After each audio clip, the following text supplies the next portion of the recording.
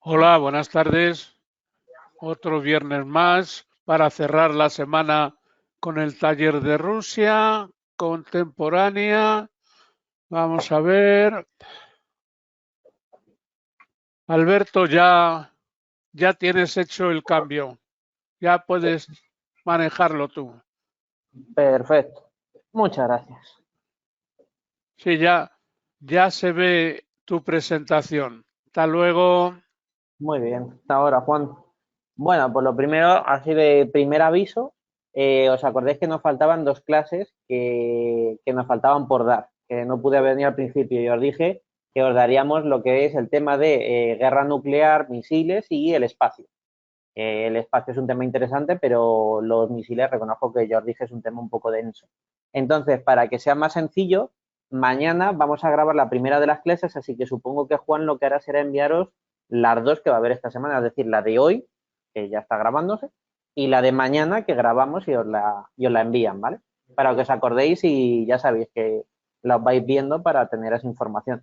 ¿Por qué ese tema? Pues porque, como os estáis dando cuenta, estamos yendo por orden cronológico de los acontecimientos políticos, económicos y sociales más importantes. El apartado científico es importante, sin duda, por eso os he dado os he puesto un tema entero, pero pues no es tan esencial como estos temas. O sea, si tenemos que comparar entre el gasto que repercute a la Unión Soviética, el de enviar a Yuri Gagarin al espacio, o el gasto que fue mantener tropas permanentes en Cuba, pues hombre, está bastante claro, ¿no? Hacia dónde voy a tender a darle más importancia. Entonces, bueno, para que lo sepáis, ¿vale? La primera de esas clases va a ser este sábado y la siguiente, pues ya os contaremos a ver cuándo logramos ordenar agenda, ¿vale? Muy bien. Ok, pues vamos a empezar por donde nos quedamos el último día. Si os acordáis, el último día a alguien casi le da un ataque viendo que íbamos saltando de un lado a otro, de guerra en guerra. Pero bueno, no os preocupéis, como os comentéis, porque son guerras en las que la Unión Soviética está participando, a las que a la Unión Soviética le van a afectar de una u otra manera, pero no son, por así decirlo, no son como la invasión de Praga o no son la invasión de Afganistán. O sea, no es una guerra propiamente dicha de la Unión Soviética. Entonces vais a ver que esta es la primera vez, pero va a haber más en las que vamos a ir saltando de una cosa en otra. ¿Vale? A lo mejor os parece que vamos muy rápido, pero no es. Es simplemente que tenemos que daros distintas cosas. Ahora lo hemos visto con esta guerra, lo vamos a ver en el tema siguiente con otras tantas guerras, sobre todo, por ejemplo, Oriente Próximo, entre Israel y los árabes, o las guerrillas latinoamericanas, todas comunistas y todas apoyadas por la Unión Soviética, ¿vale? Y vamos a ver pues todas ellas. Entonces, para que nos hagamos idea, aún así intentaré ir un poquito más despacio hoy y como de costumbre, pues cuando sabéis que cada vez que pasamos uno de estos como apartados, pues os digo si hay alguna pregunta y ahí me hacen las preguntas, ¿vale? Lo digo porque pues, de vez en cuando se me pregunta en otro momento de la clase. Bien, nos acordamos por dónde nos quedamos, ¿no? Nos quedamos por la Revolución Cubana, amigos. Bien, pues vamos a ver la revolución, a ver en qué queda. Bueno, habíamos visto que el señor Batista, que era un señor muy, muy majo, que había nacido de la clase más baja, más baja, más baja, había llegado en una rápida y meteórica carrera hasta llegar a ser presidente y luego, cuando pierde el poder, en presidente, pero por golpe de Estado. Es decir, dictador, hablando mal y pronto, aunque él nunca va a decir que es un dictador. Y el señor Batista, que había hecho un régimen, que hoy en día diríamos un narcoestado en toda regla, ¿vale? Un mafia-estado, en el cual pues blanqueaba dinero, creaba casinos y prostíbulos para blanquear el dinero de la mafia italoamericana. Y os puse, si os acordáis, la escena del Padrino 2, que es una película buenísima y donde se ve muy, muy bien pues cómo era la Cuba del momento. Ya os comenté que se rodó, quiero recordar que eran 5 años después de la revolución, o sea que lo que se ve es tal y como estaba Cuba en ese momento, sobre todo la base. Habíamos visto también la vida de Fidel Castro, de dónde viene, que al contrario que a Batista, curiosamente, él viene de una clase acomodada, viene de una clase aristocrática, terrateniente, criolla. Eso en América sigue importando, incluso hoy en día. El color de la piel, por desgracia, pues sigue marcando a dónde puedes llegar en la sociedad en muchos países. Y el señor Fidel Castro va a llegar un momento en el que, siendo socialista, pues se va a cabrear bastante porque le dan el golpe de Estado durante las elecciones en las que se presentaba y después de ser un poco idealista intentando llevar a juicio a Batista, cosa un poco ridícula, vas a llevar a juicio al dictador, a ver a quién se le ocurre esa genial idea, pues a Fidel. Le encarcelan, se va, intenta invadir Cuba con un barco cargado con 4 amigotes, le pillan, casi los matan, y empieza la guerrilla y triunfan en la Navidad, en el Año Nuevo, perdón, en el Año Nuevo. Nos acordamos de todo esto, ¿no? Más o menos. Más o menos. Bueno, así como a breve resumen. Ok, pues vamos a partir de que Batista acaba de coger todo el dinero del Parlamento, todo el dinero de Cuba, ha cogido un avión y se viene para Madrid, porque se vive muy bien. Entonces, pues ya está. Ahí se queda Cuba. A tomar por algo. Vosotros sabréis lo que hacéis. Pues tenemos un vacío de poder. Batista ha huido y los guerrilleros aún no han llegado. Porque es que el señor Batista se marcó un Alfonso XIII. Cogió y dijo, uy, qué feo que lo veo venir. ¿Sabéis lo que os digo? Hasta luego, Mari Carmen. Me piro, que lo hago por vosotros. Que no quiero derramamiento de sangre, me piro. Ya está. Muy bien. Claro, como no hay nadie, ¿qué es lo que va a hacer Cuba? Bueno, pues tenemos a los revolucionarios que se están tomando su tiempo y tenemos obviamente a los militares, que los militares pues dicen, ok, se ha ido nuestro general, pero pues hay más generales. Así que tenemos al general Eulogio Cantillo que va a dar un golpe de estado, no sé a quién porque no había nadie gobernando, pero bueno, él da un golpe de estado, vamos a dejarle que se crea que es alguien importante y crea la Junta Militar en Campo Columbia, que es un acuartelamiento que había cerca de La Habana. Bueno, las tropas de Eloy Gutiérrez, que es uno de estos guerrilleros, entran el 1 de enero en La Habana. El 2 de enero entran las tropas de Cienfuegos y del Che Guevara. ¿Qué van a hacer esas tropas guerrilleras? Pues según llegan las tropas guerrilleras, les dice a los militares, oye, que vamos a llegar a un acuerdo, que todos somos panas, todos somos amigos, y dice los guerrilleros, mira, ya estás entregando las armas o te fusilo. Bueno, pues fuera la Junta Militar. Desaparece de la noche a la mañana. En cuestión de unas horas, los guerrilleros han tomado el poder. ¿Dónde está Fidel Castro? Pues Fidel Castro, al contrario que ponen eso sí en la película del Padrino, que todo el mundo grita viva Fidel, no era solamente viva Fidel, había muchos más. Pues Fidel Castro lo que ha hecho ha sido entrar en Santiago de Cuba, justo en el otro extremo de la isla, desde donde él siempre quiso haber dado su revolución, si os acordáis. La idea de Fidel siempre fue la de vamos a hacer el golpe en el cuartel de la Moncada, vamos a tomar Santiago de Cuba y de ahí extendemos la revolución. Él no llega a La Habana, los que llegan es el Che y Cienfuegos. Bueno, pues Fidel Castro entra en Santiago de Cuba y la declara capital provisional, básicamente por lo de no perder la legitimidad que tenía como jefe de la guerrilla. Va a proclamar a Manuel Urrutia como presidente. ¿Por qué va a proclamar a Manuel Urrutia y no se declara el mismo presidente? Pues porque Fidel Castro, que es muy astuto ya en esta fecha, sabe que hacer una revolución y convertirse en el presidente queda feo. Porque al instante te van a llamar golpista, te van a llamar pues un montón de cosas muy feas. Así que él, honestamente, pues delega el poder en este señor, que no es más que un títere. Esto lo tenéis a lo largo de la historia muchas veces.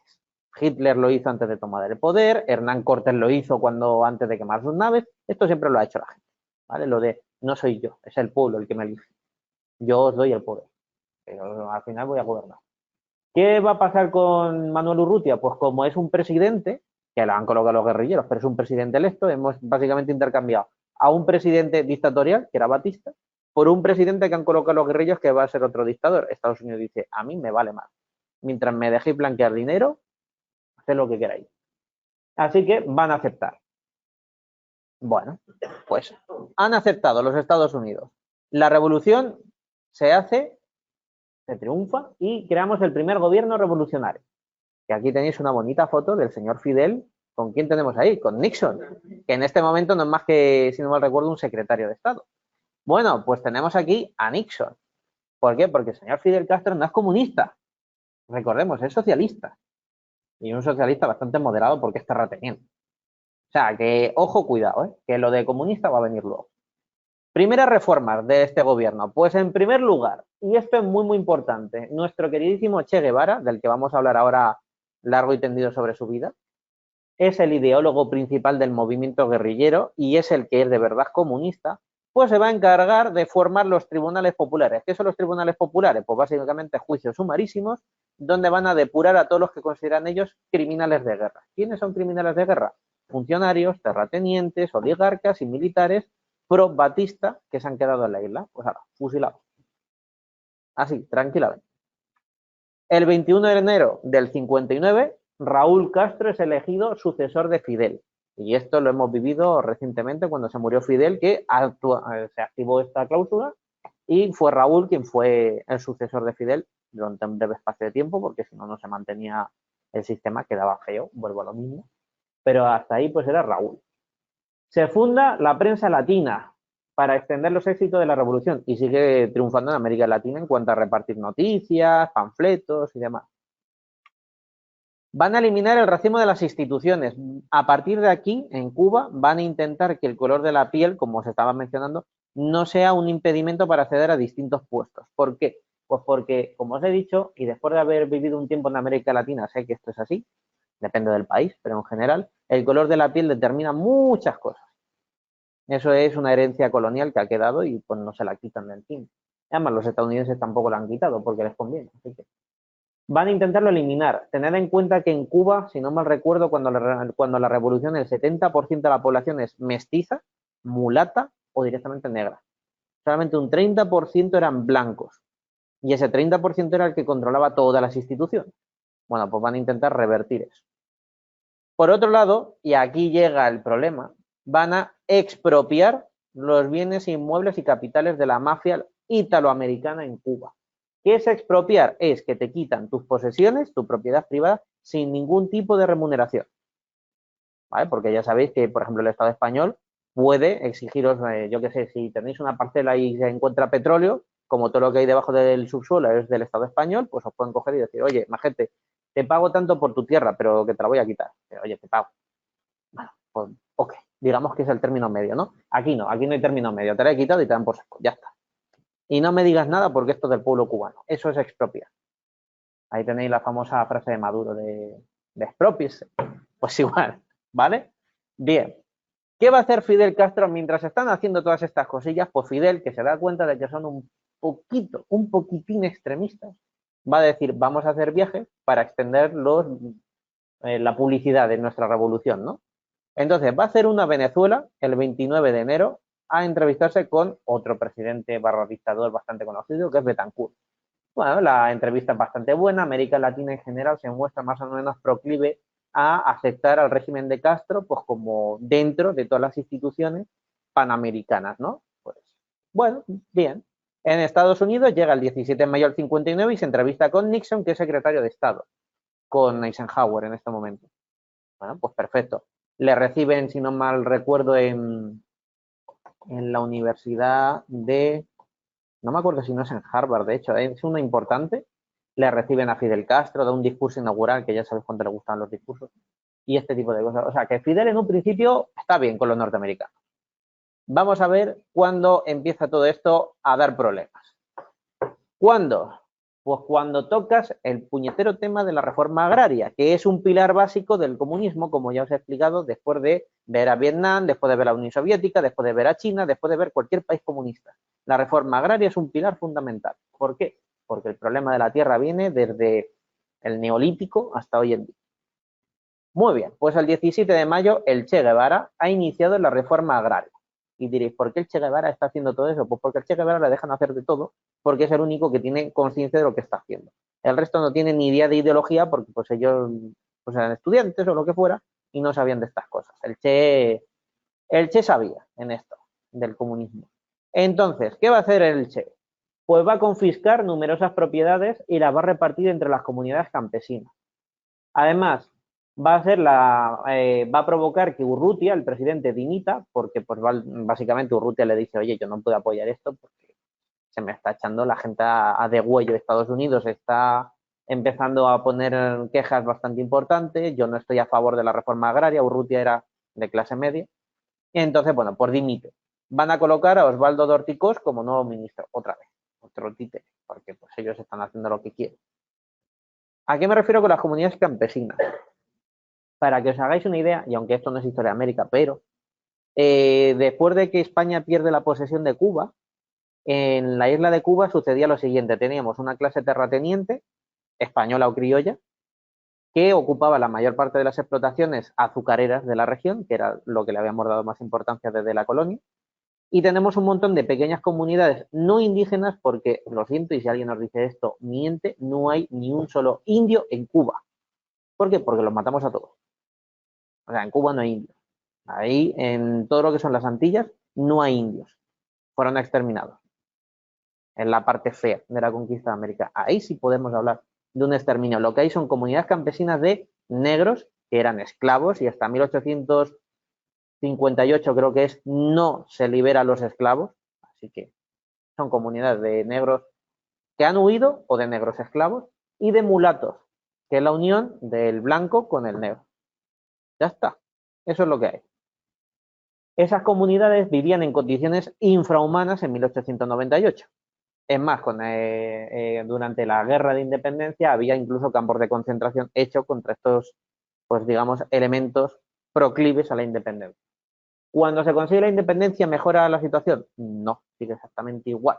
Cuando los estadounidenses ocupan la isla, crean a un dictador y mantienen la isla como un prostíbulo y como una exportación de azúcar, no mejora la situación. Y con Batista tampoco mejora la situación. Es decir, que esta gente sigue viviendo igual que en 1850 o en 1700. ¿Vale? Por eso, es por lo que digo lo del reparto de las comunidades campesinas. Estas comunidades no tenían tierras, tenían que alquilar su trabajo a otros terratenientes y ellos le daban el alimento. Muy estilo feudalista, ¿vale? Al pleno estilo medieval. Pues no, a partir de ahora ya tienen tierras, ¿vale? Esto se entiende. Si os dais cuenta, esto es igual que cuando la Unión Soviética hizo su reforma agraria. O sea, es la misma situación. ¿Qué va a hacer Estados Unidos? ¿Le gusta la reforma agraria? Por supuesto que no. ¿Le gusta que le expropien los bienes de la mafia? No, porque la mitad de los presidentes de los Estados Unidos han sido aupados por mafiosos, oligarcas y grandes capitalistas, incluido el señor Biden. Así que va a ser que no les gusta. Nuestra queridísima CIA no se va a quedar quieta y emprende un montón de operaciones encubiertas para menoscabar el poder revolucionario. ¿Cómo? Creando una resistencia al gobierno, que primero es un grupo simplemente político y al final va a ser un grupo paramilitar. Es decir, les empiezan a entrenar en tácticas de sabotaje, de terrorismo, etc. En febrero de 1960, la Unión Soviética se da cuenta de lo que está haciendo el Che Guevara y va a llegar a acuerdos comerciales con la isla. ¿Qué tipo de acuerdo? El típico, el de vosotros exportáis tabaco, azúcar y ron y nosotros os enviamos maquinaria, os enviamos coches, os enviamos lo que os haga falta que vosotros no tenéis. Y sale un negocio bastante rentable, porque en Rusia la única azúcar que había era el azúcar de col, que está mucho más asquerosa que el azúcar de caña. Entonces es un exitazo. La Unión Soviética de repente se hace, vamos, con el emporio azucarero. Aparte, Estados Unidos, cuando ve esto, pues va a coger y va a negarse a venderle armas a Cuba. ¿Qué va a hacer Cuba? Acudir a la Unión Soviética. No me das armas, pues no te preocupes, la Unión Soviética sí me las va a dar. ¿Esto le va a gustar a Estados Unidos? No, pero es que Estados Unidos a veces es un poco tonto. Y esto lo ha hecho recientemente con Turquía. No te doy armas de defensa contra misiles. Vale, me voy a Rusia y le pido las armas. Ya está. Si es que es así de sencillo. No, pero es que me enfado porque se las ha pedido. Haberme las dado. Que no te estoy diciendo que me las regales, te estoy diciendo que te las compro. Aquí es lo que pasa. Pero es que a Estados Unidos esto nunca le entra en la cabeza. No sé por qué. En 1960, en junio de 1960, hay un punto que es el acabose entre las relaciones de Estados Unidos y Cuba. Y es cuando se confiscan todas las refinerías de la Texas Oil Company y de eso, que también es de explotación petrolera. Cuando a Estados Unidos le tocas el petróleo, se acabó. En Estados Unidos en ese momento va a plantearse la invasión de la isla. Además, va a presionar a todos los gobiernos latinoamericanos para que expulsen a Cuba de la Organización de Estados Americanos, que en general pues daban ayudas, becas y este tipo de cosas. Pues ahora, la van a echar porque obviamente nadie le dice que no a Estados Unidos en América Latina en este momento. Solamente México va a mantener acuerdos con ellos. En la ONU, Estados Unidos va a acusar a Cuba de 1000 atropellos, de fusilar a gente inocente, de matar niños, de todo lo que podéis imaginar, ¿vale? Era el imperio del mal en este momento. Y le van a hacer el vacío en todas las propuestas que va a hacer Cuba. Y nadie le va a respaldar, salvo el Pacto de Varsovia y México. Ya está. El resto de América Latina le va a dar la espalda a Cuba. Aquí algunas fotografías, por ejemplo, de la fábrica de Shell, pues aquí tenéis a los guerrilleros que han cerrado la fábrica. Y este señor de aquí es de una comunidad agrícola y esto es un título de propiedad de este reparto agrícola que ha hecho el Che Guevara. ¿Vale? Esta foto es muy típica porque lo repartieron en una plaza, en las plazas de los pueblos, llegaban y empezaban, toma, título de propiedad. Ay, como si repartiéramos caramelos. Castro, obviamente ya cabreado, porque pues Estados Unidos sigue en sus 13 de hacerle la oposición, va a continuar confiscando empresas en contestación a toda esta especie como de inicio de guerrilleros contrarrevolucionarios. Y el 16 de diciembre del 60, Estados Unidos va a romper relaciones con la isla, inicia su famoso boicot a la isla, que ha durado hasta prácticamente hoy en día. JF Kennedy va a dar luz verde al plan de Eisenhower y la CIA de tomar la isla. ¿Por qué digo Kennedy? Porque Kennedy va a ser el que dé la puntilla final al plan que ya había ideado Eisenhower con la CIA de invadir la isla. Bueno, llegamos así al intento famosísimo y desastroso de invadir Cuba de los Estados Unidos. Si en el 98 le salió fatal la guerra de Cuba a Estados Unidos, porque no sé si lo sabéis, pero le salió fatal, ganaron, porque pues obviamente, o sea, ganar a España en ese momento pues era bastante sencillo para Estados Unidos, estando a la otra punta del Atlántico y teniendo los medios que tenían. Pero aún así les cuesta lo suyo. Pues esta segunda invasión es todavía peor, porque una panda de guerrilleros maltrechos les van a meter tremenda paliza. En un primer momento se va a plantear una operación encubierta de la CIA en Cuba. Van a contactar con comandos conservadores latinoamericanos que habían sido formados en la Escuela de las Américas. No sé si os suena qué son las Escuelas de las Américas. La Escuela de las Américas es una institución, bueno, era una institución que se fundó en Panamá. Os recuerdo que Panamá lo invadió Estados Unidos, lo dejó independiente, lo dejó desmilitarizado y pues hizo el canal. Ok. Pues allí en Panamá hace la Escuela de las Américas. ¿Qué es esa escuela? Esa escuela era una academia para entrenar a oficiales latinoamericanos en tácticas de contrainsurgencia, control del poder, programar golpes de Estado y ser dictadores.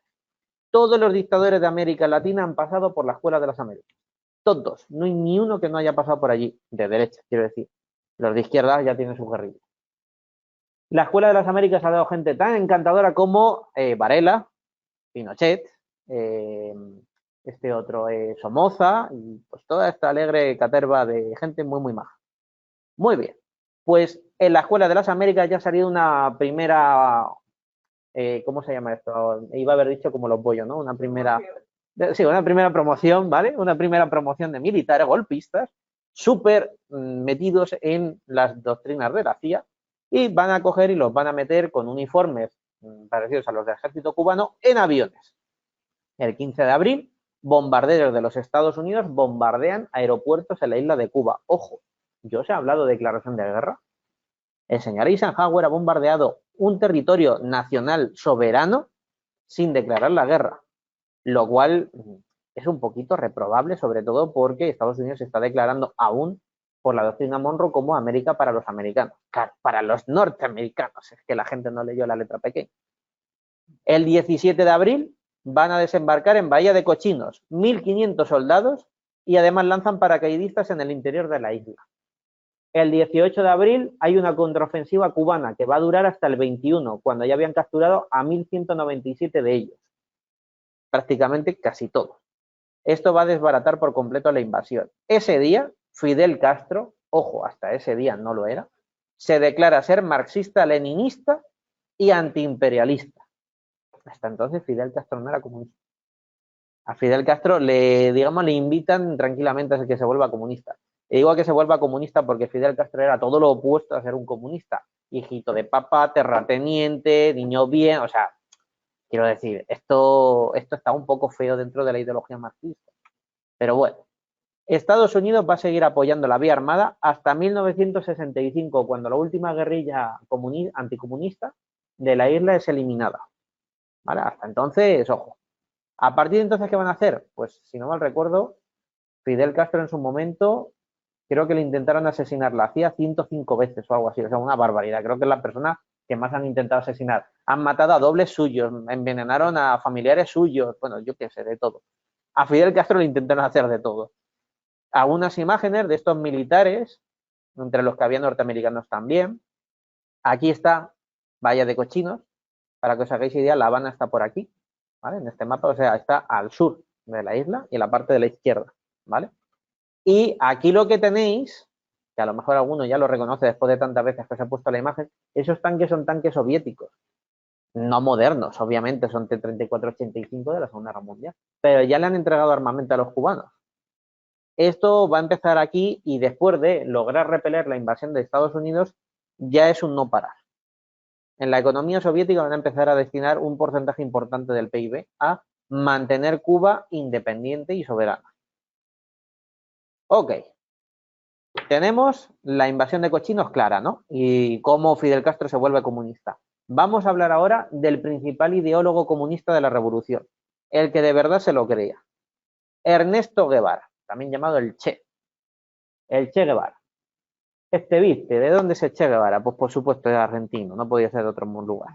Entendiendo el Che, tenía que ser de la Argentina. Y nació en Rosario, además. Ni siquiera era porteño, no, tenía que ser de Rosario. En junio de 1928. ¿De dónde viene el Che? Pues fijaos por dónde, qué casualidad, hipocresía de la vida. Es de familia adinerada. No viene de la clase humilde. Sus padres tenían una plantación. Y además se van a mover por todo el país sin ningún tipo de problemas económicos. ¿Por qué se van a mover por el país? Pues porque Ernesto tenía un montón de enfermedades pulmonares, sobre todo tema de asma. Así que del 30 al 47 se van a mudar a la ciudad de Córdoba, que tenía un clima más benigno. Las ideas antiimperialistas las tiene desde pequeño. ¿Por qué? Pues porque, señoras y señores, tenemos a nuestro queridísimo general Perón, y el peronismo es anticomunista y es antiimperialista. Va más hacia la línea del fascismo. Del fascismo en plan, el fascismo del principio, no el fascismo de luego. En 1943, mientras está en Córdoba, Guevara deja por escrito que la vía armada es la única solución contra Estados Unidos y su imperialismo en América.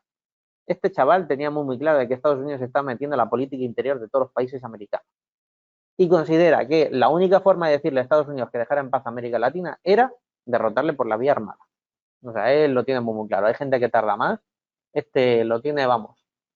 Del 47 al 52 se va a vivir a Buenos Aires y allí va a estudiar la carrera de medicina. Nada tiene que ver con política, pero esto es porque sus papás le dijeron o estudias esto o estudias esto. Y se acabó. Bueno, pues él va para allá. Mientras está acabando la carrera, va a hacer un gran viaje por Latinoamérica. Curiosamente, sin nada de dinero, en plan mochilero. Este señor inventó el concepto de mochilero. Se fue sin un duro. Sí, sí, sé que habían salido 1 o 2 películas de la vida del Che. Pues ahí lo tenéis. Sin dinero, sin un duro, va a coger y va a emprender su viaje de gira por América Latina. ¿A qué? A conocer la realidad de América Latina. Él tenía sus ideas, pero este señor quería hacer trabajo de campo. Quería ver si de verdad la gente vivía como vivía y si de verdad Estados Unidos intervenía o no en los países. Vuelve en el 53 y consigue el título de médico. Era un buen estudiante, todo hay que decirlo, entonces pues no le cuesta. En el 54 hace un nuevo viaje, esta vez hasta Centroamérica. No le ha quedado suficiente con Sudamérica, ahora ya cruza hasta Centroamérica. Tenéis la Panamericana que recorre desde el sur hasta el norte, recorriendo las antiguas rutas imperiales del Imperio Español, así que pues nada, carretera y manta, para arriba.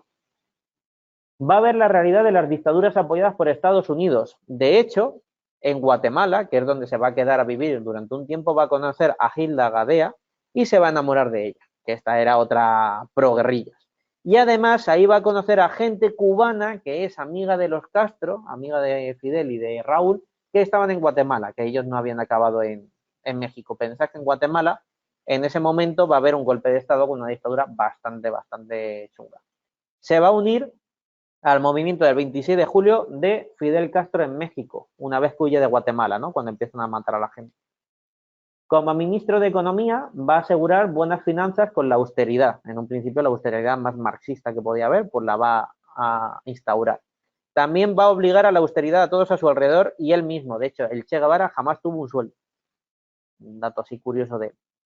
El 7 de noviembre de 1960 inicia una gira por los países comunistas y ahí es cuando visita Moscú. Con esta visita el Che Guevara consigue una alianza con el Kremlin que a partir de entonces y hasta pues, prácticamente la actualidad con Rusia se va a mantener, en la cual va a haber acuerdos de asistencia mutua con todos los países del bloque comunista. Todos los países comunistas en este momento hacen acuerdos con el Che. El Che visita China, visita a los vietnamitas, visita África, bueno, visita todo lo que pueda visitar. Aquí le tenemos, por ejemplo, ¿alguien me sabe decir dónde es esto? Eso es Madrid, eso es Moncloa. Porque el señor Che Guevara vino 2 veces a Madrid. durante la dictadura franquista. Porque una cosa puede ser, pero esto es anécdota de, así como inciso, anécdota graciosa que nos contó, nunca me voy a acordar del nombre, ese es el problema, os lo tengo que buscar, pero este señor que nos trajo un día el profesor Pereira, de Relaciones Internacionales en la Complutense, nos trajo a un señor que había sido con el gobierno de Felipe González uno de los que nos metieron en la Comunidad Económica Europea, uno de los de, pues, como el gabinete, ¿no?, de los que nos metieron. Y este señor, cuando estuvo haciendo como sus prácticas de la licenciatura, pues le tocó ser parte de lo que era el Ministerio de Exteriores. Entonces, cuando se da la Revolución Cubana, pues por lo visto tenían que decírselo a Franco. Y claro, como sucede durante la noche en Madrid, pues estaba Asuntos Exteriores bastante efervescente y por lo visto decía este señor que el de Exteriores de ese momento pues dijo, bueno, obviamente al caudillo no le vamos a llamar ahora porque no le vamos a despertar con esta noticia, ¿no? O sea, no podemos. Porque a lo mejor le da un telele y no, o sea, no. Se esperaron al día siguiente. Cuando llega el día siguiente, este chaval, por ejemplo, entonces chaval, pues le dice, bueno, vamos a llamar ya a Franco y dice, no, después del café. Cuando se esté tomando el café, entonces le llamamos. No vaya a ser. Pues por lo visto llamaron a Franco y le dijeron, mire, excelencia, que ha habido un golpe de Estado en la isla de Cuba, han tomado el poder agentes comunistas, tal, y están dirigidos por un tal Castro. Y por lo visto la contestación de Franco, en palabras de este señor, fue, ¿me está usted diciendo que un señor llamado Fidel Castro, con todos los apellidos porque se los sabía todos no sé cómo, cosa de gallegos, ha dado un golpe de Estado en Cuba, ta? Sí, excelencia. Muy bien, buenos días. Ya está. Eso fue todo. Le entró por uno y le salió por el otro porque cosas entre gallegos son entre gallegos. Y ya está. Y ahí tenemos a Fraga dándose abrazos con... Bien, pues ahí tenemos a Che Guevara sin ningún tipo de problema en mitad de Moncloa haciendo visita, ¿eh? Ah, sí, porque sí. Que no es como este hombre, como Santiago Carrillo, que venía con peluca y demás. No. Este señor viene con sus pintas, con su maldita boina, con la estrella roja. Que este hombre no tiene problemas. Aquí, como Rita por su casa. Sí, en la Gran Vía hay otra. Sí, es que, o sea, el Che tiene fotos con Tochi Chirimundo en Madrid. Es tremendo. Obviamente no con Franco porque quedaría feo, ¿no?, que un anticomunista se reúna con un comunista. Pues ahí está, sin ningún tipo de problema. Y aquí tenemos al Che, con este señor de aquí, tan guapetón, con esa sonrisa que cautivó a todo el mundo, que es el astronauta, cosmonauta en este caso, Yuri Gagarin, con el que hacen muy buenas migas, todo se ha dicho. Bueno, ¿cuál es el pensamiento del Che? Él es partidario de la internacional, es decir, la unión de todos los pueblos del mundo en contra del imperialismo. Al contrario de lo que hizo Stalin y al contrario de lo que suelen hacer los líderes comunistas, él no quiere el comunismo solamente en Cuba, él lo quiere extender por todo el mundo. ¿Vale? Por eso esta gira por todos los países. Considera que la lucha armada es la única posible contra el imperialismo. Este lo tiene muy claro, ya os he dicho. Desde pequeñito. Va a intentar implantar guerrillas comunistas en Argentina, que sale excepcionalmente mal. Va a visitar Madrid en 1964 y se reúne con Perón, que vivía aquí después de que lo hubieran exiliado. Ya sabéis que Perón vivió largo tiempo. Bueno, pues se reúne con Perón. Le va a intentar convencer de que vuelva a Argentina, de que él tiene guerrillas, de que le intentan poner en el poder. Perón en un principio le dijo que, bueno, que si lo conseguía, él volvía. Fracasaron estrepitosamente y Perón no volvía ahí, volvería después. Pero bueno, se intentó.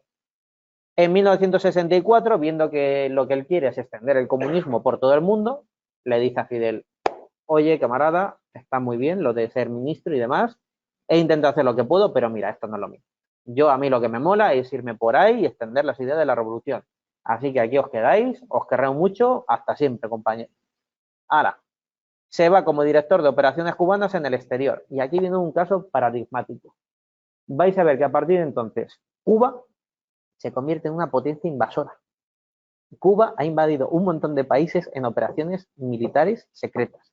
Más casi que la Unión Soviética. Ojo, que no solamente los médicos cubanos iban al extranjero, ¿eh? No. Que las fuerzas especiales cubanas eran telita. Las vamos a ver en África, sobre todo. Que Mozambique y Angola se independizan de Portugal con cubanos, no con soviéticos. Ojo. Bueno, se va a la República Democrática del Congo tras el asesinato de Patrice Lumumba por la CIA. Así que ahí, donde hay salseo, ahí va. Va a hacer también actividades en Tanzania y en el Congo. ahí se pone a armar guerrillas por toda África. Hasta que al final pues se da cuenta de que en realidad, pues, a ver, ayudar a los africanos está bien, pero está un poco complicado. Mejor me voy a América Latina, que la conozco más y al menos pues no tengo la barrera del idioma. Se va a ir a Bolivia, pero antes de ir a Bolivia va a regresar a Cuba en el 66, se reúne con Fidel y con guerrilleros para luego ya irse a Bolivia. Entre el 66 al 67 va a montar una célula guerrillera en Bolivia. ¿Contra quién? Contra la dictadura de Barrientos, de la Escuela de las Américas.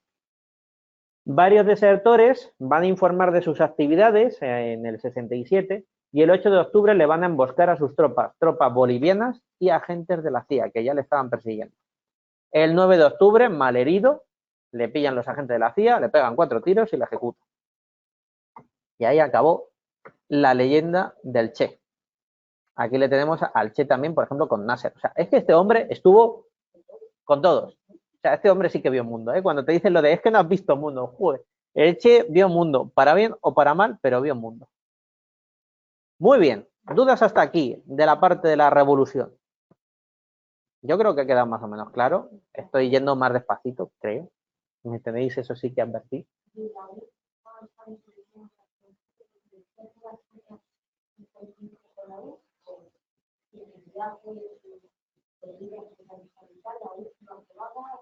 Vale. Para el online está preguntando que si la Unión Soviética tenía constancia de las actividades del Che y si las aprobaba o no. A ver, aquí viene el siguiente problema. Todo esto que os estamos explicando ahora es el contexto histórico de Khrushchev. Y si os acordáis, Khrushchev ha levantado la mano con respecto al estalinismo en yo dirijo como líder de la Unión Soviética a todos los comunistas del mundo. Khrushchev es todo lo contrario. Khrushchev te dice, cada uno que haga lo que quiera. Dentro del pacto no. Dentro del pacto mando yo.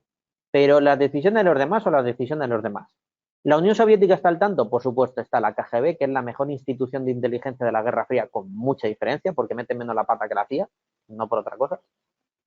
A lo mejor el Mossad está ahí también, porque el Mossad la verdad es que creo que aún es mejor que la KGB, porque se les nota menos. El Mossad, para quien no lo sepa, son los servicios secretos israelitas. La KGB está informada de todo y obviamente la Unión Soviética, todo lo que sea desestabilizar colonias de imperios europeos o dictadores apoyados por Estados Unidos, está bien. Obviamente, intenta hacerlo de manera que el comunismo no quede manchado con tus cosas, ¿no? Por ejemplo, queda feo que actuaras como hizo el IRA en su momento poniendo una bomba en un colegio. ¿Por qué? Pues porque no, porque pues queda feo. Pero si pones una bomba en una embajada, está bien. O sea, como que sí, había ciertas como... La KGB tenía una especie como de formulario que enviaba pues por todas sus sedes del Cominform y te venía a decir como las tácticas guerrilleras. Obviamente eso acabó en manos de la CIA y la CIA se lo sabía de pe a pa.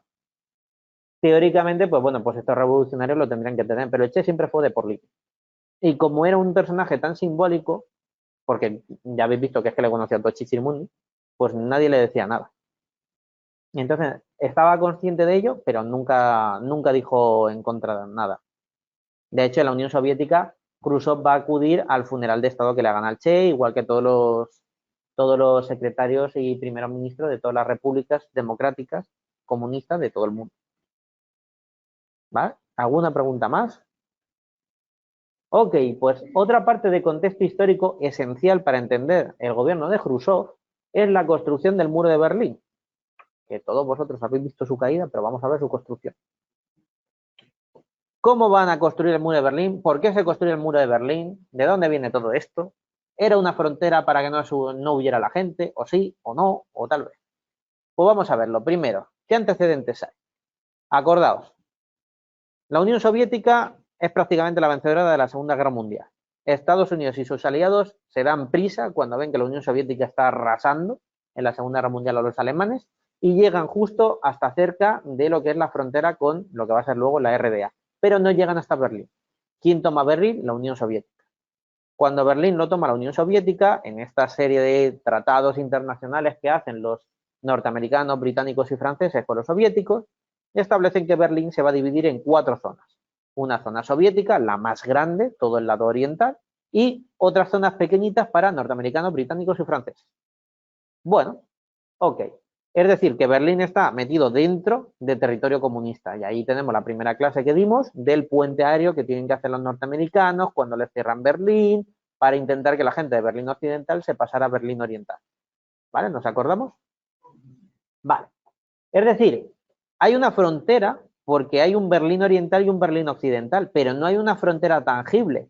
La gente pasaba e iba de un lado a otro, con obviamente pues había agentes de guardias de frontera soviéticos y había guardias de frontera alemanes de un lado y de otro, pero la gente pasaba pues como normal, pues como una ciudad ocupada, porque hay que pensar que es una ciudad ocupada. La frontera entre la República Democrática Alemana, la comunista, y la República Federal Alemana, la capitalista, poseía una zona de 500 metros alrededor de aviso disparo. Es decir, Berlín no, pero lo que divide a Alemania Oriental de Alemania Occidental tiene toda una alambrada enorme con una zona de 500 metros a un lado y a otro en la cual te dan un primer aviso y si no te dan media vuelta te pegan un tiro. Los de un lado y los de otro, igual que en Corea. Aparte, la barrera media 10 metros de altura, ¿vale? Esta alambrada que habían colocado pues tenía 10 metros, una verja con alambrada encima. Bueno, la frontera entre Berlín Occidental y Oriental era libre, solamente había algunos puestos de vigilancia, pues en Alexanderplatz y algún lugar así, pues porque eran lugares concurridos y por lo típico, ¿no? Que no se nos cuelen espías. Miles de berlineses occidentales se aprobaban de las condiciones financieras del este y cruzaban la frontera cada día para comprar productos mucho más baratos que en Occidente. Y los de Oriente pues pasaban al otro lado para comprar cosas que de otra manera en Oriente no iban a tener. Un negocio lucrativo. Además, lo típico de intercambiar cigarrillos de un lado y de otro, pues es siempre lo típico. Polacos, checos y húngaros huyendo de sus países atravesaban por Berlín para huir, porque era una puerta abierta. Y como ellos no tenían frontera abierta con los países occidentales, cuando se invade Hungría, ¿qué es lo que hacen los húngaros que quieren huir? Irse a Berlín, colarse en el Berlín Occidental, que no hay nadie que te lo vaya a impedir, y ya está, y desaparezco. La CIA rápidamente tenía un programa de testigos protegidos, te enviaban en un avioncito, te daban otra vida en Europa Occidental y Santas Pascuas. Bueno, el 4 de agosto del 61 se decreta un alquiler obligatorio a los berlineses occidentales que quieran pasar. ¿Qué es lo que va a generar esto? ¿O por qué venía esto? Pues esto va a generar, en primer lugar, que la República Democrática Alemana, que se beneficiaba del mercado negro, de todo lo que traían los de Occidente a Oriente, se resiente porque no hay todos esos productos. Y obviamente si no hay esos productos, nadie los compra. Si nadie los compra, no hay circulación de dinero. Eso es un problema para la economía. ¿A los soviéticos les importa eso? No. Os recuerdo que los alemanes tienen que seguir pagando las reparaciones de guerra. El Partido Socialista Unificado de Alemania va a planificar la construcción. Ojo, cuando se ha dicho tantas veces, señor Gorbachev, derribe el muro, como si los soviéticos hubieran sido los que dieron la orden. Los soviéticos lo van a aceptar, pero los que lo proponen son los propios comunistas alemanes, que querían controlar a la gente. Lo van a construir bajo el mando de la Volkspolizei, que esto los habréis visto, que son los del traje gris, que parecen nazis, más puro estilo, y el NVA, que es el ejército popular de la Alemania democrática. El señor Ulbricht, es decir, el primer ministro de la Alemania democrática, va a ser quien avise de medidas drásticas a la RFA, perdón, Ulbricht.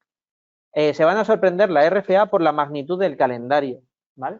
Por la magnitud y el calendario. Para que os hagáis una idea, cuando les dicen los agentes secretos, oye, que van a construir una frontera en Berlín, los comunistas, bueno, pues la RFA dice, pues vale, nosotros. Cuando de repente ven el calendario de construcción, que iba a ser al instante, rapidísimo, y ven el pedazo de muro que iban a hacer, dijeron, a ver, que esto no, ¿eh? Khrushchev, ¿qué había hecho? Pues había aceptado todas estas medidas propuestas por Ulbricht en agosto. Así que con el beneplácito de la Unión Soviética, Alemania, el 12 de agosto del 61, envía a todas sus tropas, ocupan toda la frontera con Berlín Oeste y en la noche del 12 al 13, en una sola noche, construyen todo el muro de Berlín. Ojo al calendario, ¿eh? Eso es eficiencia alemana. Bien, ¿dónde queda un pequeño fragmento que no llegan a construir? ¿Qué colocan ahí? A prácticamente todas las tropas, para que nadie se cuele. Claro, ¿por qué les han dado tanta prisa? Si queremos evitar el mercado negro, si queremos evitar que se cuelen espías y que haya húngaros, polacos y checos que huyan por la frontera, cuanto menos tarde y menos gente lo sepa, mejor. La gente es más astuta que antiguamente cuando te decían dónde te iban a atacar antes de la declaración de guerra. Vale, pues tenemos en una sola noche el muro. ¿Qué fuerzas van a construir el muro en esa sola noche? 5.000 soldados, 5.000 Genstruppen, 5.000 Volkspolizei, por esto de que todo el mundo ocurre igual, aquí nadie es menos, y 4.500 miembros de brigadas obreras, en general voluntarios obreros. 2 divisiones soviéticas como fuerzas de choque ante un posible intento de los aliados de impedir la construcción. No vaya a ser que se pongan tontos, por si acaso. Van a detener todos los transportes que cruzaban Berlín de un lado a otro y que seguían funcionando normal, salvo el metro. Hay una sola estación, la de Alexanderplatz, que va a estar bajo una fuerte supervisión militar de la KGB y de la Stasi, la policía militar secreta de la Alemania del Este. Erich Honecker va a ser el responsable de la planificación del muro y que luego va a ser también ministro de la Alemania democrática.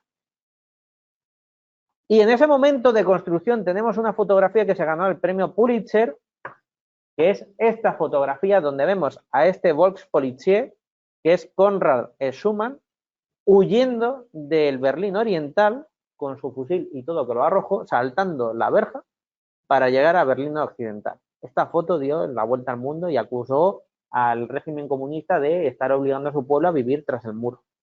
Porque claro, si tus propias tropas huyen, pues fue como de uff. Esta fotografía es mítica.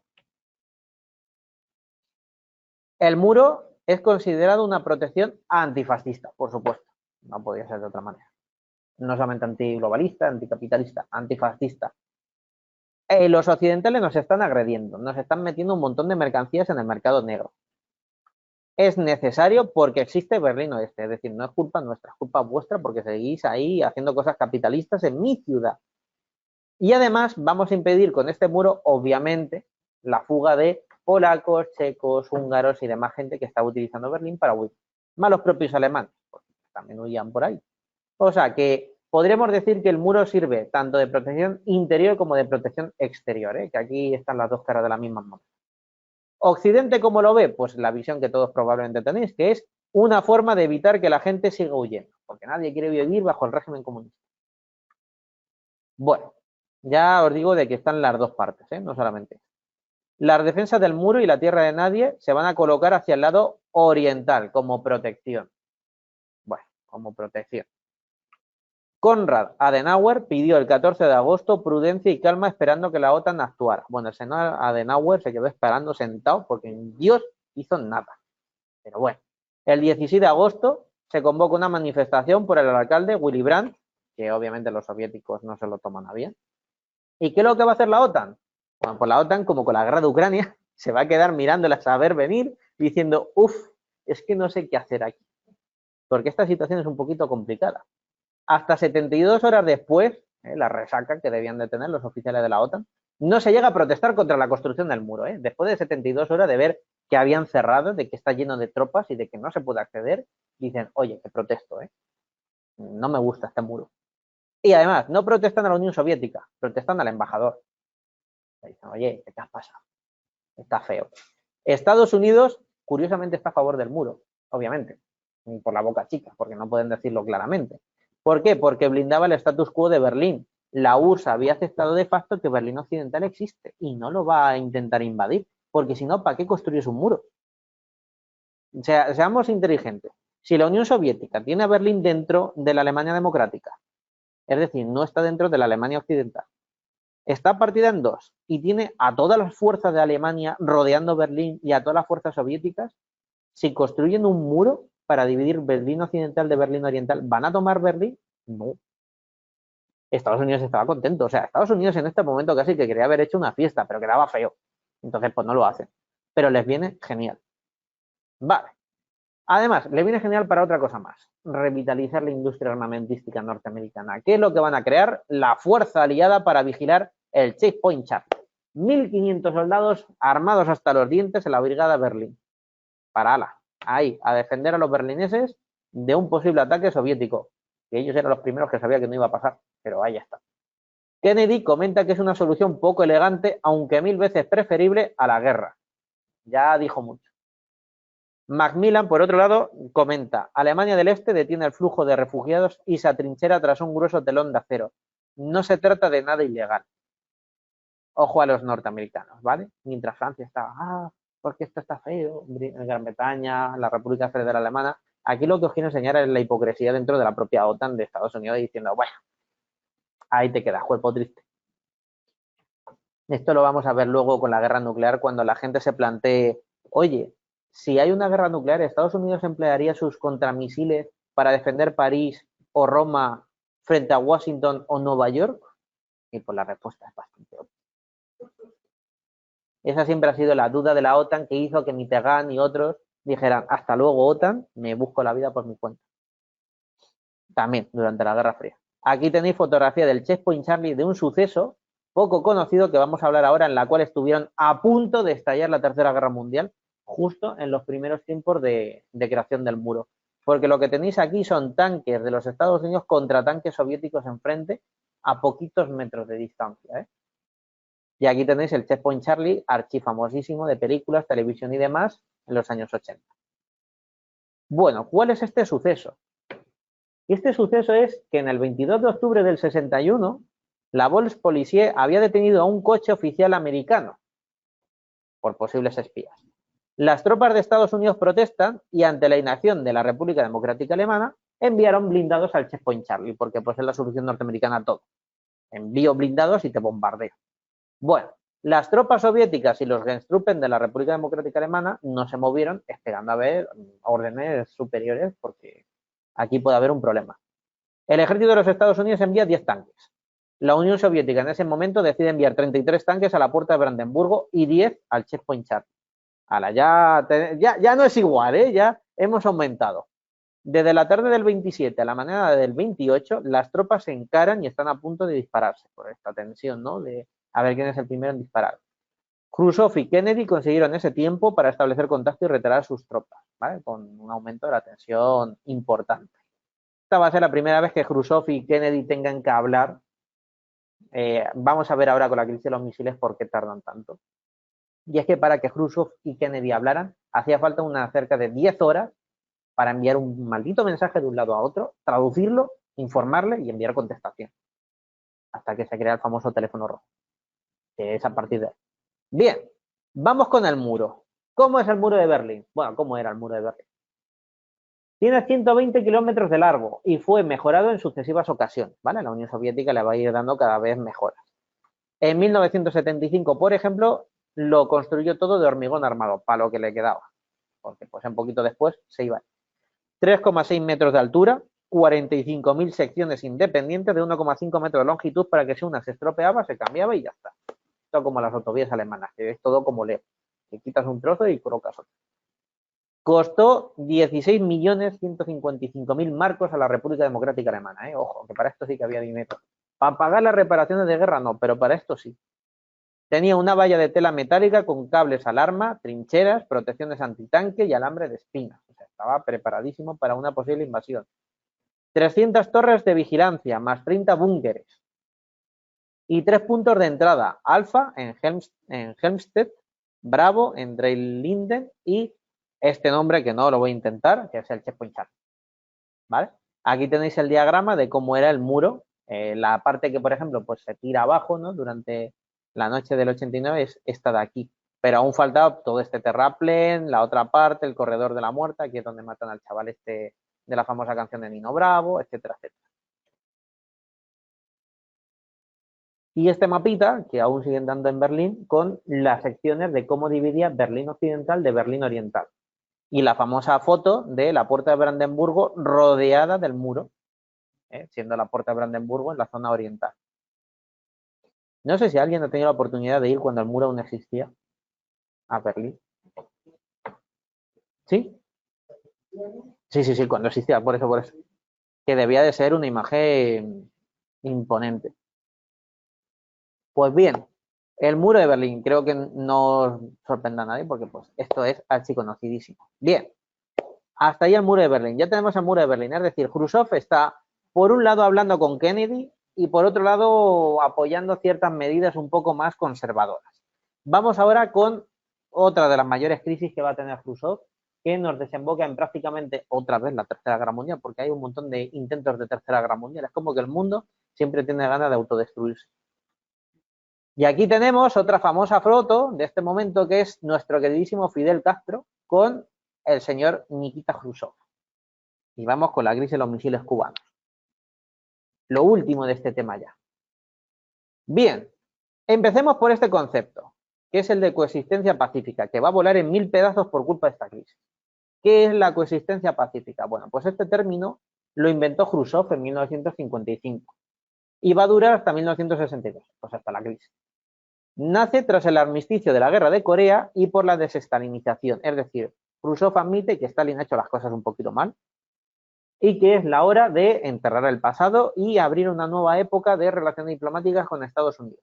De hecho, recuerdo que Khrushchev es el primer presidente soviético que visita Estados Unidos, lo cual, pues oye, es importante. Fue oficialmente aprobada en 1961 durante el 22 Congreso del PQS, 2 congresos después de que Khrushchev la liaba parda con su discurso contra Stalin. Y aspiraba a superar a Estados Unidos en el estado de bienestar. ¿Os acordáis que os dije que esta era la división entre chinos y soviéticos? Khrushchev lo que dice es, vamos a ver, la tensión y la guerra está bien, ok, vale, lo admito, no vamos a poderlo evitar. Pero ¿y si rebajamos la tensión, reducimos el armamento y con ese dinero extra intento mejorar las condiciones de vida de mi pueblo para hacer ver que el comunismo es la vía que tiene que elegir toda la gente para que toda la gente tenga las mismas condiciones y tenga unos derechos y demás, y vivan mejor que la clase media y baja de Estados Unidos? A lo mejor así consigo convencer a la gente de que se una a mi bando. Y esa pues es la idea que tiene Khrushchev. Entonces, apoyando esa idea, pues nace este concepto, que es una forma un poquito peculiar de la lucha de clases, porque ya no es lucha, ahora es como queja pacífica de clases, ¿vale? Básicamente, ellos consideran que el socialismo va a triunfar. ¿Por qué? Porque es más evolucionado que el capitalismo. Eso es teoría básica de Lenin, de Marx y de todos. Según la teoría leninista, habrían de compartir el mundo con los capitalistas durante un tiempo. Como Lenin dijo esto en una de sus obras, que es la del imperialismo, la fase última del capitalismo, pues como él lo dijo eso en ese libro, él lo coge, lo retorce un poquito y dice, esto me justifica ante el Politburó de podemos llegar a vivir pacíficamente con Estados Unidos el tiempo que sea, que me da mi tiempo para construir una sociedad socialista mejor que la capitalista. Ojo que es darle un poco la vuelta a la tortilla, pero funcionar funcionó, porque lo aceptaron. Mejor la paz a la destrucción mutua, porque obviamente en este plano, en armas nucleares ya estamos bastante a la par. Entonces, están todos preocupados. Y aquí tenéis de nuevo al señor Nixon. Es que a Nixon tenía una hemeroteca muy chunga cuando le eligen presidente, porque se había reunido con unos cuantos comunistas ya. Entonces tenemos pues a Nixon como secretario con el señor Khrushchev. Bueno, el problema va a ser los misiles de la OTAN. Llega el señor Kennedy, que como de costumbre el Partido Demócrata la suele liar pardísima con Rusia, no sé cómo lo hacen, que siempre todo lo malo sucede con ellos, porque con los republicanos no suele pasar, pero con los demócratas sí. Bueno, pues el señor Kennedy, que en el 61 ha ganado las elecciones porque, entre otras cosas, en el debate electoral, el primer debate televisivo de los Estados Unidos, Kennedy llegó súper guapetón, porque pues era guapo, ahí tan elegante con esa percha de católico irlandés, y Nixon llegó constipado, mal vestido, con fiebre, echó unos harapos y pues las elecciones que iba a haber ganado Nixon las perdió. Y a partir de entonces todo el mundo, pues ya sabéis que cuando va un debate televisivo va con una etiqueta muy particular, que esto se estudia en ciencias políticas. Pues bien, en el 61 nuestro queridísimo Kennedy, que aún no ha perdido la cabeza, pues es presidente de los Estados Unidos. Y como es presidente, aparte de hacerle la vida imposible a Castro, se le ocurre que es una buena idea colocar misiles nucleares en Italia y Turquía. Una buena idea, en su mente. Lo va a colocar en Apulia, en el sur de Italia, y en Izmir y Gilgit, en Turquía. ¿Cuál es el problema de colocar misiles nucleares en Italia y en Turquía? Bueno, pues que están absurdamente cerca de Moscú. Absurdamente cerca, nivel que estos misiles, que van a ser los PGM-19 Júpiter, misiles de medio alcance, amenazaban de forma directa a Moscú. Para que os hagáis ideas, en la guerra nuclear se tarda media hora desde el lanzamiento del misil hasta que impacta. En esta época era un poquito más porque había que calentar el combustible y demás. Estos misiles son capaces de destruir Moscú en 15 minutos, lo cual desestabiliza la balanza del equilibrio de poder. Bueno, encima han colocado complejos SAM, es decir, antiaéreos, defendiendo todos estos misiles y han colocado tropas permanentes. Por cierto, si no mal recuerdo, en Izmir aún hay tropas de la OTAN desplegadas. Es más, la misión de España, de los Patriots que teníamos, no sé si era en Giglio o en Izmir donde estaba. O sea que eso sigue siendo base de la OTAN, para que os hagáis idea. Moscú se va a quejar internacionalmente en la ONU. ¿Qué hace la ONU? Hasta luego, Mari Carmen. Porque pues para eso sirve la ONU. Khrushchev dice, vale, muy bien, me has colocado misiles nucleares cerca de mi capital. No te preocupes, yo voy a hacer lo mismo. Quid pro quo. A Estados Unidos le gusta el quid pro quo, aunque le gusta el quid pro quo, así que la va a liar parda. ¿Dónde dice Khrushchev de colocar esos misiles? En Cuba. El único lugar donde tenían cerca para poder bombardear a Estados Unidos, igual que la situación de Turquía. Además, si coloco misiles nucleares en Cuba, me aseguro de que no la vayas a invadir. ¿Qué misiles? Bueno, pues los misiles de la OTAN son estos de aquí.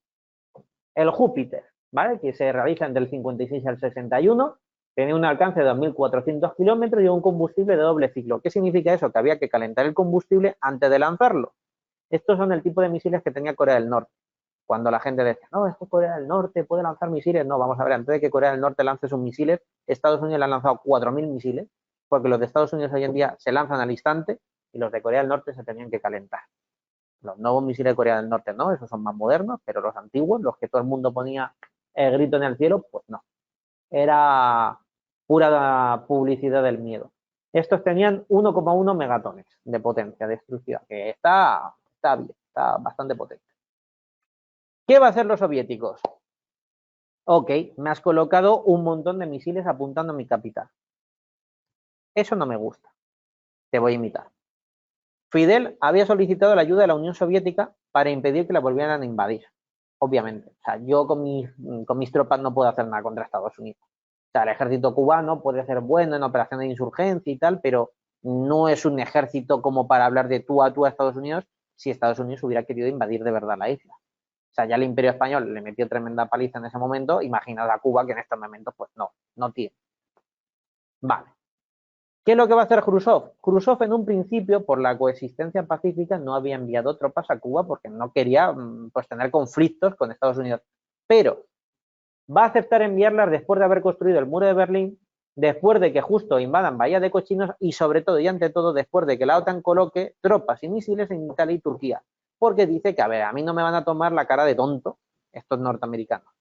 Así que van a instalar bases para misiles nucleares exactamente iguales que los norteamericanos, misiles de medio alcance, los R-12 y R-14.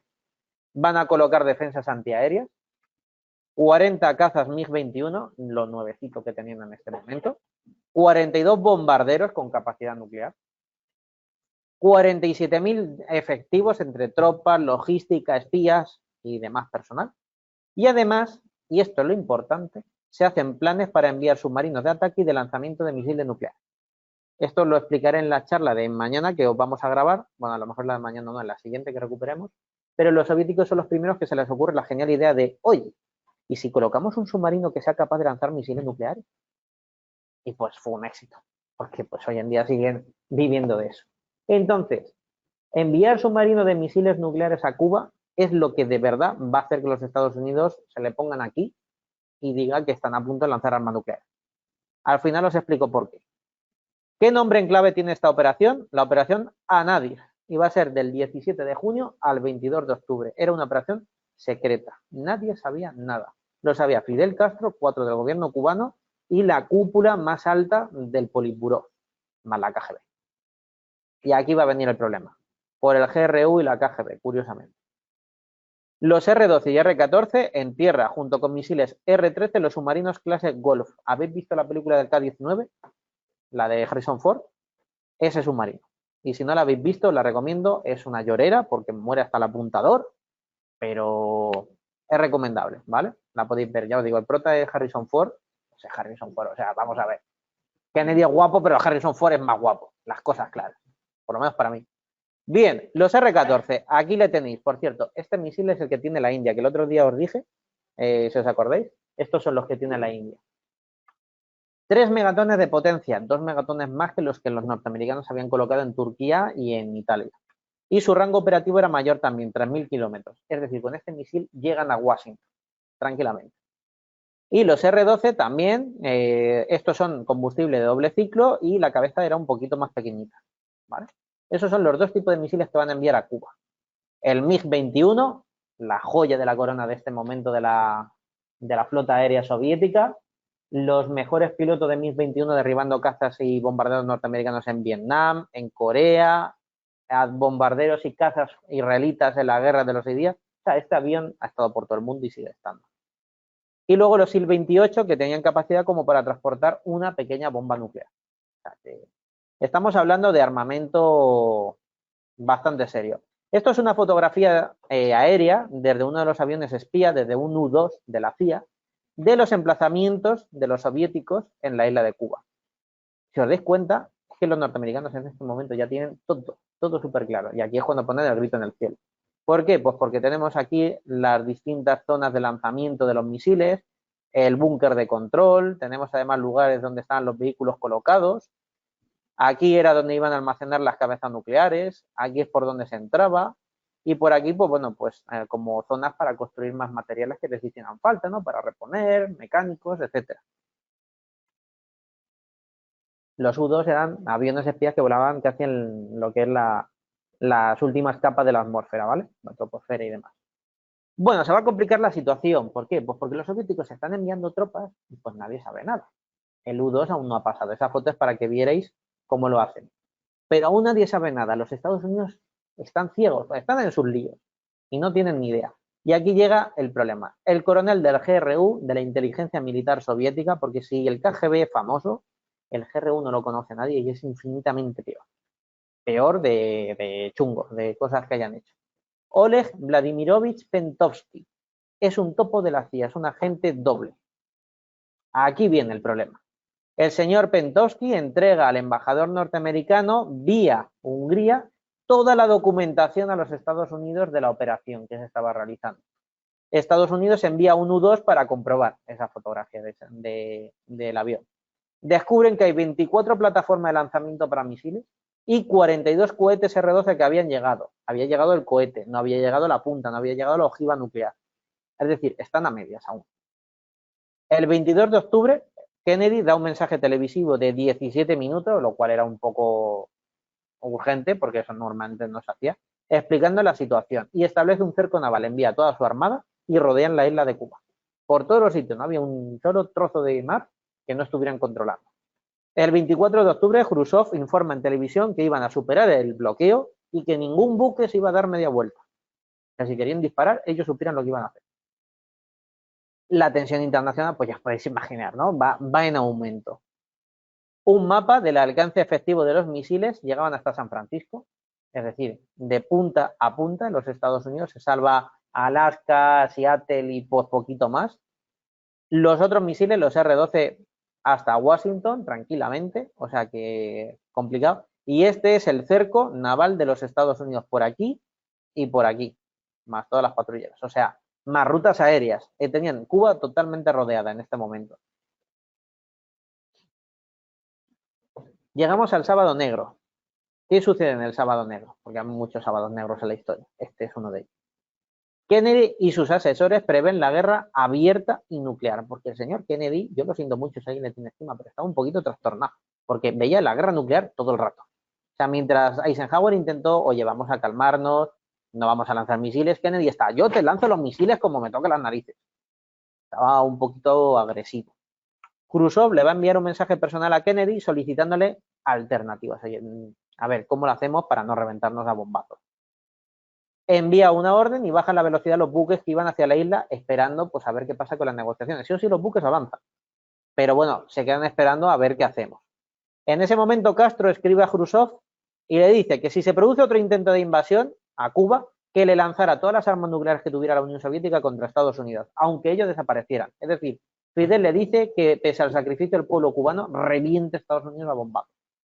Eso es lo que le dice Fidel. Ojo. El sábado 27 de octubre, los antiaéreos soviéticos, los SAM, derriban un U-2 que estaba sacando fotografías. Pues ya está. Si estamos intentando buscar una solución, si los barcos soviéticos están llegando, si ya hay submarinos y encima yo temiendo una guerra nuclear me derriban un avión, pues es que ya aquí ya no hay vuelta atrás. Este es el U-2, este es el avión espía. Y aquí tenéis otro avión de estos de control patrullero con un carguero soviético que se dirigía hacia la isla. Todas estas fotografías las tenéis de archivo porque hay un porrón de fotografías de ellos. En este momento, pues la diplomacia empieza a funcionar y aquí sí triunfa la diplomacia. Los soviéticos van a hacer una propuesta. La Unión Soviética desmantelaría las bases nucleares. Estados Unidos declararía formalmente y públicamente que jamás volvería a intentar invadir Cuba y además tendría que desmantelar su base de misiles nucleares en Italia y Turquía. Bueno, esto en un principio Kennedy le dice, mira, te peinas, no quiero saber nada. Vamos a ver que según van avanzando los días, como que la propuesta soviética empieza a interesarle más. Las negociaciones secretas van lentas, en especial porque desde que se enviaba el telégrafo, pasaba vía Helsinki, llegaba a Inglaterra, llegaba hasta Estados Unidos, lo decodificaban, lo traducían, se lo daban al presidente, lo debatía, escribían el suyo y hacía todo el proceso al revés. 10 horas. Pero tremendo, pero lo peor de todo, imagínate, o sea, imagina la situación de estar tenso diciendo es que nos vamos a reventar a bombazos porque la mierda máquina esta no funciona más rápido. Vale. Fidel Castro, ¿se cuenta con él? Pues fijaos por dónde que Fidel Castro le dice, ahí te queda, majete. Tú ahí, calladito, que estamos hablando los mayores. Cosa que Castro se la va a tener jurada a Khrushchev durante toda su vida. El gabinete de Kennedy va a aceptar las demandas al final y lleva a cabo el desmantelamiento de las bases en Italia, Turquía y los soviéticos en Cuba. Es decir, se retiran todos los misiles nucleares en juego. Las fuerzas en Cuba soviéticas van a permanecer con armas convencionales y se van a quedar ahí. Los submarinos no llegarían a estar en Cuba. El 20 de noviembre la crisis se acaba y el cerco marítimo se retira. La diplomacia ha triunfado. ¿Qué consecuencias tiene esto? Número 1. Creación del teléfono rojo, que no era ni un teléfono ni era rojo. Os acabo de estropear la idea de la televisión. Bien, ¿qué era? Ese es el problema, ¿no? Y en teléfono rojo volamos hacia Moscú, que es un peliculón donde los haya, de Stanley Kubrick, en blanco y negro, buenísima, que si no la habéis visto, recomendadísima. Que es un teléfono, o sea, que volvemos al mismo. Pues no, nunca existe el teléfono rojo, es el mayor fake de la historia. Eso y que el inventor del teléfono fue Graham Bell cuando no. Son las mayores mentiras de la historia. Bueno, en realidad era una línea de telégrafo directa entre el Kremlin y la Casa Blanca, una línea de telégrafo secreta. En vez de tener que pasar vía Helsinki, no. Va a agilizar las conversaciones. ¿Vale? De Washington, lo que era el cablecito pasaba por Londres, Copenhague, Estocolmo, Helsinki y Moscú. Esta era la ruta habitual. Y había una ruta alternativa para mensajes cifrados entre el líder soviético y el líder norteamericano, que era Washington, Tánger, porque nadie en Tánger lo iba a poder mirar porque no tenían nada con qué mirarlo, y Moscú. ¿Vale? O sea, la primera vía era pues para que los socios occidentales se enteraran un poco de cómo iba, ¿no?, el asunto. Y la otra era para decir, vosotros os quedéis ahí que estamos hablando los mayores. Fidel Castro se va a poner en contra de Khrushchev y se va a quejar públicamente de que nadie le haya hecho ni puñetero caso y que nadie haya contado con él.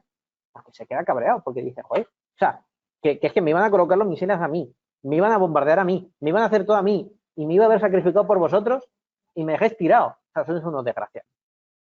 El Che Guevara se queja públicamente también porque dice, vaya desgraciados, sois unos cobardes, unos mariquitas, es que nadie os quiere, de verdad.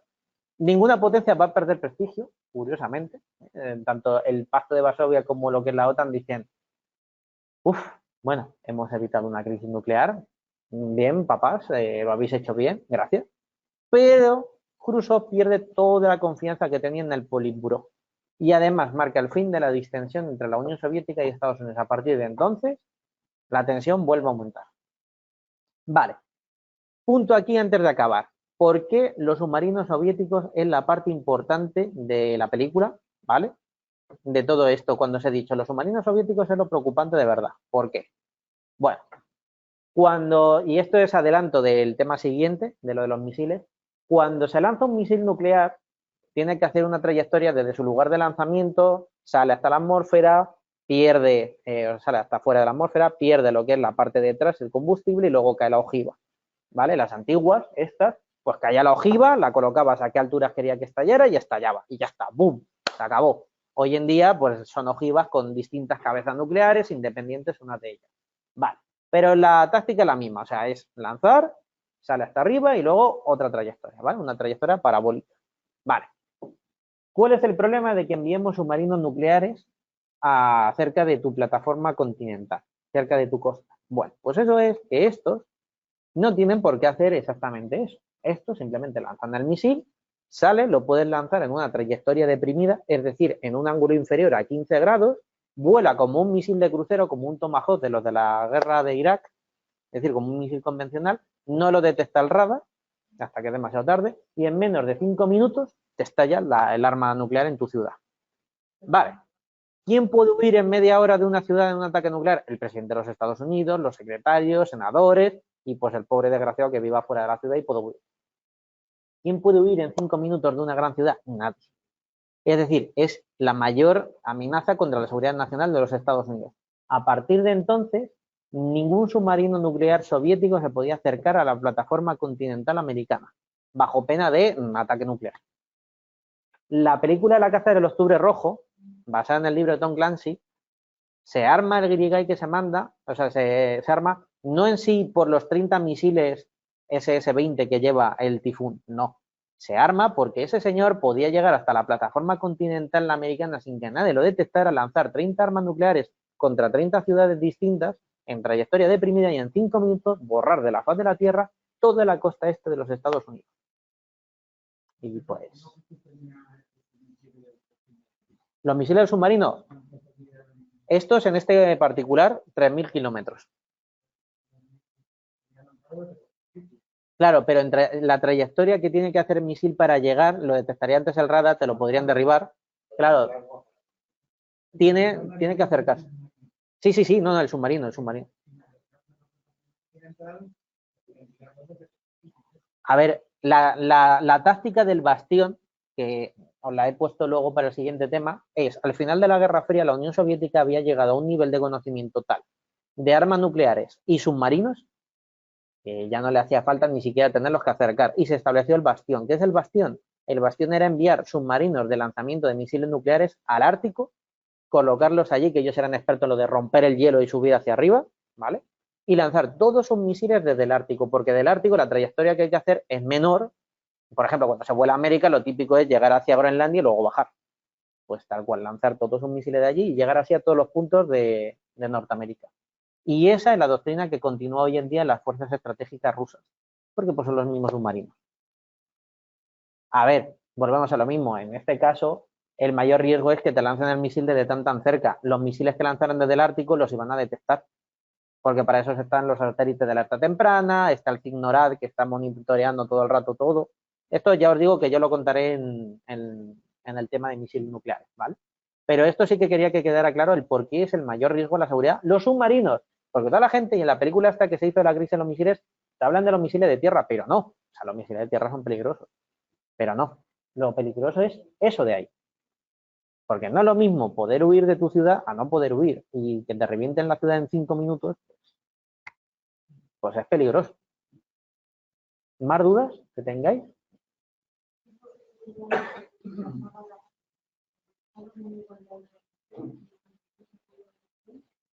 Pregunta que por qué acabó la crisis, que si estaban en igualdad de condiciones. Aún no hemos llegado como tal a la destrucción mutua asegurada, que es ese concepto que es la suma 1 más 1 es igual a 0. Es decir, que si yo lanzo mis misiles y tú lanzas los tuyos, nos matamos mutuamente. Aún no hemos llegado a eso se llega con Brezhnev, pero estamos cerca.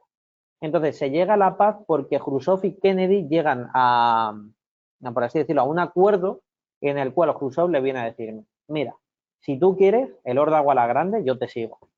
Yo lo veo, te lanzo mis misiles y nos destruimos. ¿Pero para qué? Y pues por lo visto Kennedy, dentro de sus dolores de espalda y su paranoia, pues debió de verlo medianamente bien y aceptó. Eso dice las malas lenguas que la CIA dijo que aceptara.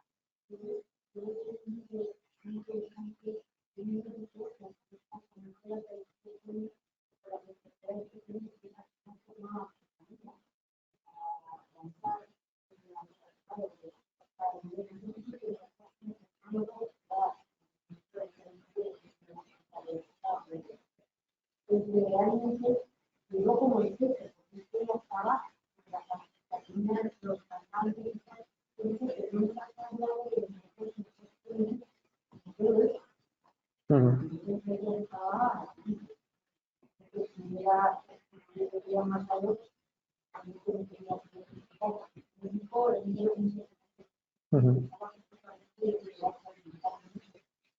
Sí, para el online estaba contando pues que no es teoría porque ya, por lo menos en historia, en lo último que se ha tratado, sí que se tiene en cuenta que el hecho de que Kennedy en estos últimos momentos estaba hasta arriba de medicación y droga, básicamente, por aguantar todos los dolores que tenía y achaques, y comentaba la importancia de su hermano como, es que no sé si era secretario de Estado el hermano, no me acuerdo qué era, pero tenía que algo importante en la Casa Blanca, pero no me acuerdo qué cargo tuvo.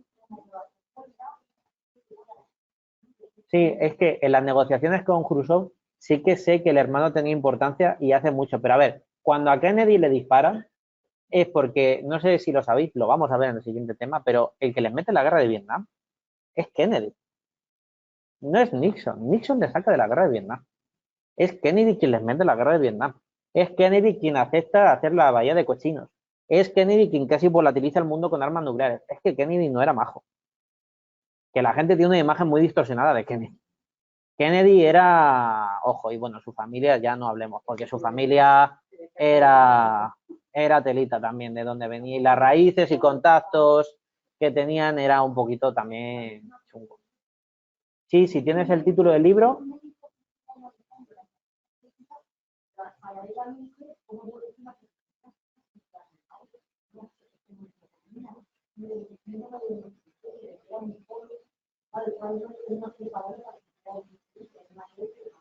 Hmm.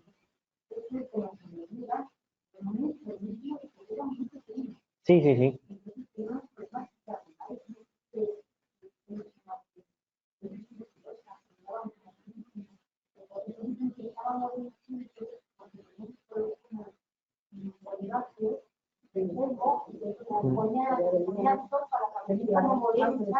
Sí.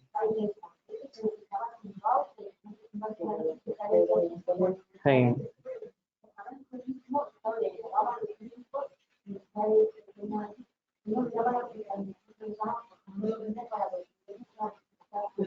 Sí, no, sí, sí. La medicación de Kennedy es tema aparte.